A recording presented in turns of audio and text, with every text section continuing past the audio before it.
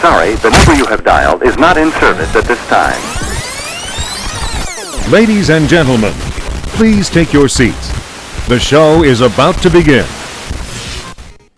Top of the evening, South Africa-lings. South Africa-lings. How awesome is that? And you heard it here first, hey? Don't forget that. Anyway, guys, this is the Wayne G Show. This is Real Talk Radio, where the talk is always real. And it's an evolution from Lockdown Thoughts, my show where I was walking around the nursery and talking about general information and, topics of interest, topics of discussion, from politics to mask wearing to taking the knee to anything and everything we spoke about. And it was really awesome, guys. I was walking around the nursery and just engaging and keeping it real and trying to keep it real. And it was a really awesome time, and it got me through lockdown, hey. We had to do what we needed to do to get through that period. And even though we're still in lockdown, I feel the tension isn't simmering like it used to. But I think a lot of people are still extremely scared, and I don't know if we need to have that fear. I think that we're being controlled a lot by fear. Yes, we've got to be aware, but do we have to live in fear? I don't think so. If we're aware, we don't need fear. And this is what the show is going to be about, guys. It's going to be about, real talk and taking the fear and trying to make it more real, that it's not as scary. Because we don't have to live in fear, guys. I think our media currently is perpetuating fear, as it is globally. I think that this whole coronavirus has been sensationalized a hell of a lot by our media, and it's continuing to be sensationalized, and it is causing a lot of fear. You can see it around you. You see it in shopping centers. You're seeing it where people are just terrified to touch anything, and I don't know if that's the way we should be living, guys. And that's the real talk. That's what I want to talk about, and that's what I want to engage with and see if we can get to the bottom of it. So that's where I want to try and evolve Lockdown Thoughts into Real Talk Radio. And it's going to be streamed on my YouTube channel, Real Talk Radio, The Wayne G Show, or The Wayne G Show, Real Talk Radio. Let's get it right. And it's also going to be broadcast through the Liberation Herald on Facebook. So keep an eye out for the Liberation Herald. It's an up-and-coming news outlet that is going to challenge the status quo that's existing in South Africa. And that's where I noticed, when I was doing my research for Lockdown Thoughts, that, when I was watching news media or media itself, any kind of news media, be it CNN, be it Sky News, BBC, E! News, South African news stations, I was finding that the media was often very liberalized and extremely left and quite divisive. I noticed that, it wasn't really giving us the facts or the news or what was really happening on the ground. It was being distorted. And I don't know if you've noticed that, but I've definitely noticed it. Hey? Where you talk about the fake media, where things aren't quite what they seem to be. And that played itself out very, very well in a if you can look at it as a microscope example, in Senekal lately, where you had the bail application hearings of the murderers or the accused murderers of Brendan Horner, who were applying for bail. They're accused of the gruesome and atrocious murder of a young 21-year-old farmer in Senekal. I'm sure you guys know the story. He was brutally murdered and tied to a pole, and it was something so atrocious, guys, and it was reported on by the South African press and then suddenly jumped on by the EFF, because what happened was, when these guys were caught, they were taken to the Senekal courthouse to be charged with the murder, and a lot of the farmers showed up at the Senekal Magistrates Court and were extremely irate and angry, and I don't blame them, hey. Farm murders are a massive problem in South Africa. Farmers are being killed in South Africa at about 35 times the murder rate of Australia. Hey, it's absolutely crazy, guys. It is mind-blowing, the rate at which our farmers are being murdered, and our government is ignoring it. They're pretending it doesn't even exist, and these poor farmers are being slaughtered. And that's going to be another show of mine on the farmers, so I don't want to get into it too much. But what happened was, these farmers were at Senekal and they damaged state property, cop cars were turned upside down. They stormed the magistrates' court, wanting to get their hands on these alleged murderers. And I don't blame them. You know, being a father myself, if someone had done that to my children, I would have gone there also to break into that courtroom and find whoever did this. So I don't blame them. But what happened after that is the problem. The EFF jumped on it, cheap politicking at its very best by the most racist person in South Africa, Julius Malema. He jumped on it and he turned it into a race war. Guys, this was never about a race war.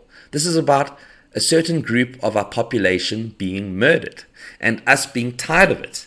And that's what it was about. But the EFF jumped on it and they took it and they turned it into this entire race fiasco where they were going to take their army to Senekal and go and protect state property.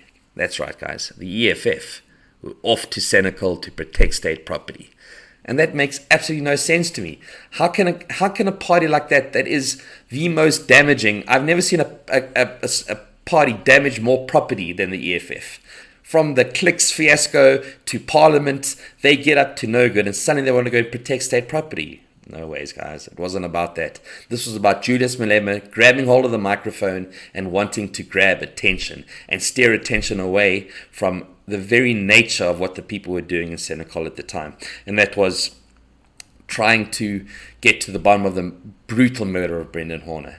And, you know, you had a guy like Brad Nathanson going there to Senekal because he doesn't believe that our media is upright and forthright with their reporting. And I can agree with him. If I was at work at the time on the 15th of October, that Friday, and I was watching E-News' coverage of the Senekal issue and the bail application of the two alleged killers. And all that they showed was the arrival of the EFF there in the buses, then the EFF in town jumping around and holding their traditional weapons and waving them around and, you know, just showing up in force as if they were off to fight a war. But what war are they even wanting to fight? What war is Malema talking about? Is it a war against white people? Is it a war against politics? What is he even going on about? This whole, you know, militarized stance where guys are rightfully angry about farm murders. You know, that's what this is about. And it was turned into politics. And the media distorted it so much. I couldn't believe what I was watching. And, you know, thank God for guys like Brad Nathanson who went there and actually reported on what they saw there. And, you know, I don't know if you've read his eyewitness account. It's on my page. Go and have a look at it. It's on Wayne Groenewald on Facebook. And he spoke about how he arrived there and there was a large group of EFF supporters, but there were about 75% women. You know, it was almost like Rent-A-Crowd. Guys that were given red t-shirts, red berets, on site. Everything looked brand new. These were Rent-A-Crowd, guys. This wasn't even EFF supporters. Half the people didn't even know why they were there, really. They were just there to support. You know, and what were they supporting? The EFF guys then got up on stage, Malema and his deputies, and they went on this whole political rampage where they were even singing songs inciting arson, calling the fire brigade, crazy stuff. And the media were totally mesmerized by this. You know, Julius Malema is so obsessed with white people that that's all he can speak about. White people's this and white people's that, and they must give this back and they must give that back, and white minority capital, and the white people have done this and that. But come on, what is he actually talking about? He's making no sense, yet the media are totally mesmerized by this. And it's absolutely bad news, because what does it do? It divisively segregates us. It segregates us along racial lines. And that's exactly what the ANC want.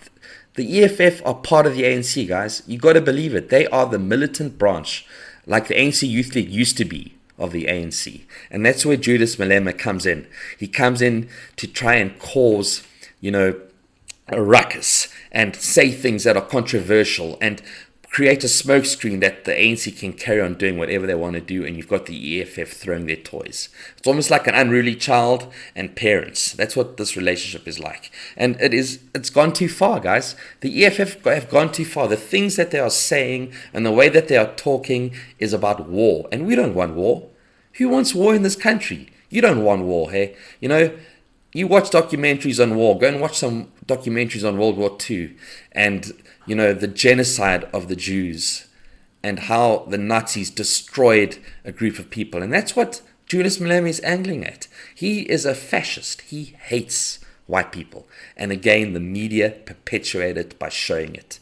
We don't need to show it. And that's why I keep using Senecal as a brilliant example, because it showed in a microcosm what is going on and how the media distort things.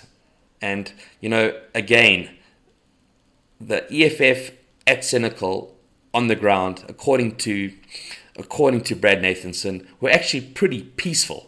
It was only Malema that was making a lot of noise. And, that's what South Africans are like, guys. And that's what I want to talk about tonight. I want to talk about being a proud South African, because that's what I am. I am so proud of South Africa. I love this place. And I want you to think about right now what makes you a proud South African.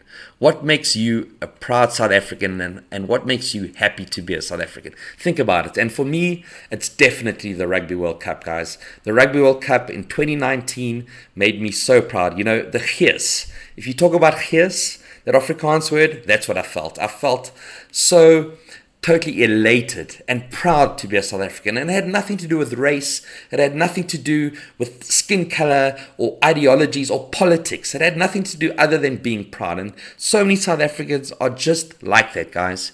We are like that. We love being South African. And, if me as a white person does what the EFF or Malema tell me to do and go back to Europe, because apparently we came here 2,000 years ago on a ship with Jan van Riebeck. We arrived here, and since those 2,000 years, all we've done is cause trouble in South Africa. Okay? First of all, it wasn't 2,000 years. It was 1756 that Jan van Riebeck arrived here as a settler in South Africa. And while the white Europeans were settling in Southern Africa, the Bantu were migrating south from Western Africa. So there was a migration to South Africa from both sides, from Central Africa and Western Africa south, and the migration of the settlers to South Africa north. And yes, we encountered a lot of violence and a lot of wars, and you can go back in history and you can read about it, and you can go to the Battle of Blood River. There were lots of wars fought over land, but land was originally stolen in South Africa from the Khoisan. The Khoisan are the indigenous people, and they were totally chased off. Not that they had land because they were nomadic, but they were chased around the country by more militant and more violent Bantu people. They came in here with better weapons, and the Zulus were extremely militant, and they took over the country. That is what colonialism is. And then the white people who were moving north, who had better weapons than the Zulus, ended up in wars with them, and they colonized South Africa because of better weapons, guys. It's all to do with weapons, because I'm telling you right now, if the Zulus had better weapons, they would have taken the white people out. You wouldn't even be having this conversation right now. It would have been total destruction. So, yeah, guys, how far back in history do you want to go, and what do you want to look at? Because this entire country was first colonized by the Bantu, who came from north, and we know that because linguistics was used, and very clever anthropologists traced the migration south. Okay, people migrated south from West Africa. Their language can be traced through anthropologic studies, and you can see that the linguistics are the same, and the footprint is made across the migration to Southern Africa. I'm not going to go into great detail, but go and look it up yourselves. People migrated north, people migrated south. We're all settlers here. But you know what? We're all South Africans. We're all South Africans, guys. If you were born here, if your parents were born here, guess what? You're South African. And you cannot argue with that. You can't tell a white person to go and fuck off back to Europe because you're not black. How can that be? If we go back to Europe, we're going to be called settlers or immigrants, because we're immigrants, and they're going to call us South African. Europeans are going to say these South African immigrants are here now. So we called South Africans because we are South Africans. My parents were born in South Africa. It makes me a South African. It makes them a South African. It makes them an African. We're all Africans. Stuff skin color. Skin color is divisive. And again, it is used by politicians to try and segregate us. And it's used by the ANC especially well to keep their voter electorate high. That's what it's about, guys. For politics, it's about power, it's about struggle, it's about trying to keep your voter base strong. And how do you do it in South Africa? You do it along racial lines, because the ANC knows that this country is 75, 78, 80% black, and therefore it is in control of the black voters, and that gives them control of the country. But South Africans should not be thinking about that. South Africans should not be thinking along racial lines. That's in the past. Race relations is in the past, guys. We need to think about who we are as a people that share the same values. Like I spoke about earlier, winning the World Cup, we were all happy about it. Because you know what, guys? We're in a toxic relationship with our government. And like you have toxic relationships, it is destructive and there's nothing good about it. And the government is perpetuating that toxicity. It really, really is, guys. And we need to think about it from all different walks of life in South Africa, and we need to pull together, because that's the way that we create a symbiotic South Africa where everybody can exist as one. It sounds like a pipe dream, but it can happen if we step away from politics and stop listening so much to our divisive media that loves to sensationalize topics. And they love it. They love the hype and they love the sensationalism, but it's not the way that we are, guys. We get along. South Africans get along, and it's been proven when we've had to. Think about it, guys. Think about all the good times we've had as South Africans together, and we need to grab that, and we need to capture it, and we need to use it for our future. And that's it, guys. That's the Wayne G Show for today. This is Real Talk Radio. Peace and love.